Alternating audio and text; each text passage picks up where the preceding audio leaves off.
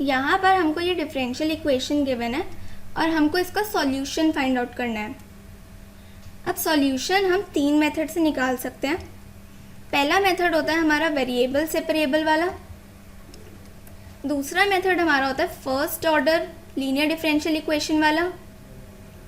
तीसरा मेथड हमारा होता है होमोजीनियस इक्वेशन वाला। सबसे पहले हम वेरिएबल सेपरेबल ट्राई करते हैं। वेरिएबल सेपरेबल में हम अपने y की टर्म्स को एक साइड और x की टर्म्स को दूसरी साइड रखते हैं।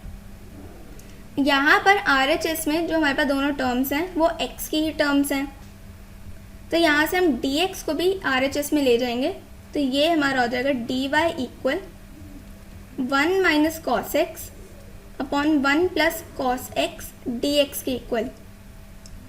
यानी कि जो हमारी y और x की टर्म्स हैं वो हमारी सेपरेट हो गई हैं।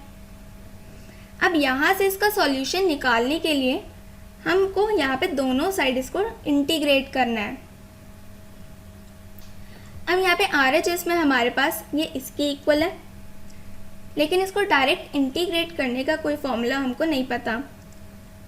हम इसको थोड़ा सा पहले सिंप्लीफाई कर लेते हैं।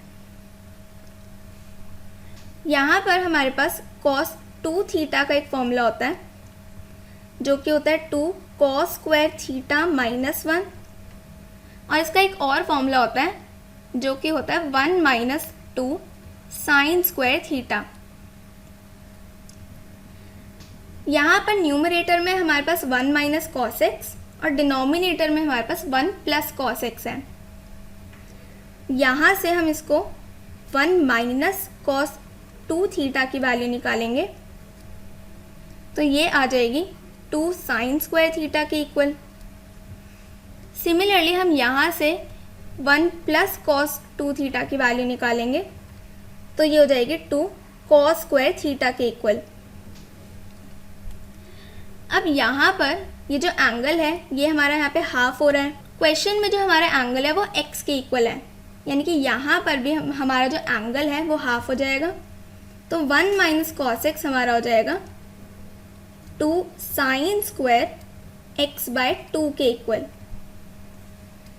सिमिलरली 1 प्लस कॉस 2 थीटा वाले में भी इसका जो एंगल है वो हमारा हाफ हो रहा है, तो यहाँ पर भी इसकी वैल्यू हो जाएगी 2 कॉस स्क्वायर एक्स का हाफ हमारा हो जाएगा एक्स बाय 2, यानी कि इसकी वैल्यू हमारी इसके इक्वल आ जाएगी। यहाँ से ये 2 से 2 कैंसिल हो जाएगा और इंटीग्रल dy हमारा इसके इक्वल आ जाएगा।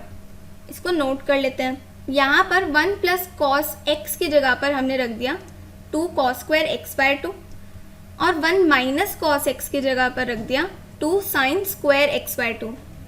तो हमारी जो इक्वेशन है वो बन गई इसके इक्वल। अब हमको पता है कि साइन अपॉन कॉस हमारा होता है टैन के इक्वल।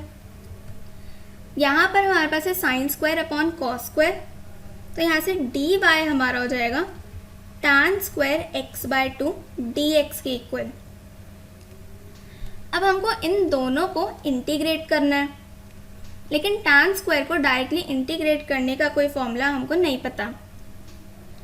लेकिन हमारे पास एक आइडेंटिटी होती है 1 plus tan square theta equal sec square theta वाली।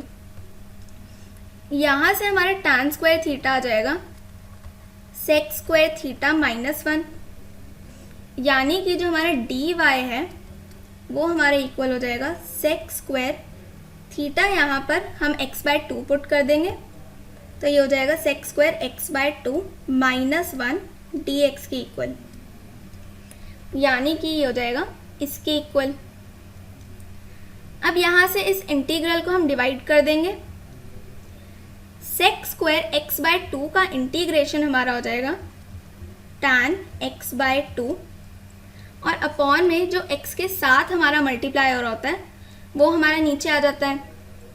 यहाँ पर x के साथ 1 बाय 2 मल्टीप्लाई हो रहा है, तो अपॉन में यहाँ पर आ जाएगा 1 बाय 2, और यहाँ पर ये हमारे पास 1 डॉट dx है, तो इसका इंटीग्रेशन हमारा हो जाएगा x के इक्वल प्लस c। यहाँ पर ये 2 हमारा ऊपर चला जाएगा, तो यानी कि y हमारा आ जाएगा 2 tan x by 2 minus x plus c के इक्वल। इसको नोट कर लेते हैं। यानी कि ये हमारा इसका जनरल सॉल्यूशन हो जाएगा।